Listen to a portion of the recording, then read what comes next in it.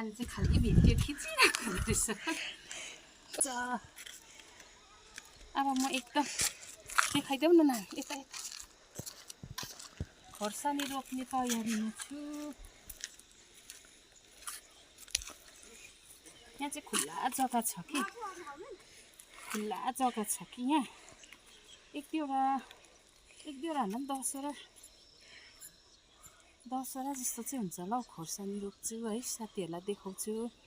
तपाईँहरूलाई पनि यस्तै इच्छा जाग्योस् है रोप्ने फलाउने, किनभने गऱ्यो भने सबै कुरो हुन्छ, साथीहरू घरमै हुन्छ हो। त्यही भएर त्यहाँ चाहिँ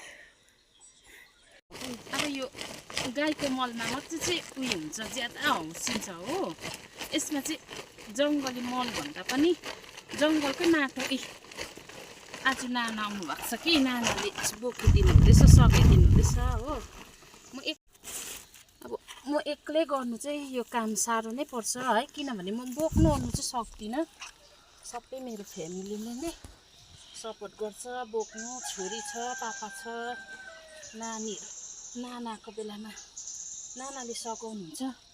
पन्जा किनेको कि साथीहरू, हेर्नु न दाहिनेको परेछ कि, यता लाउँदा त हुँदैन पनि, क्या हाँसउठ्दो हुन्छ नि ल पन्जा। अब यसरी भए पनि लाउनु पर्यो, नङमा पुरा उयो हुन्छ, मैला पस्छ हो साथीहरू। हुन्छ यहाँ हेर्नु हो।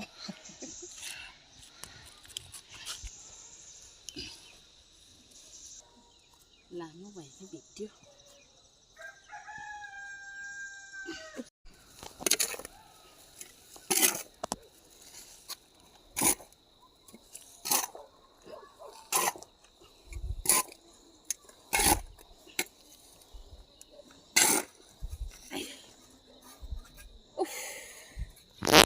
सकिँदैन हो काम गर्नु, गाह्रो छ।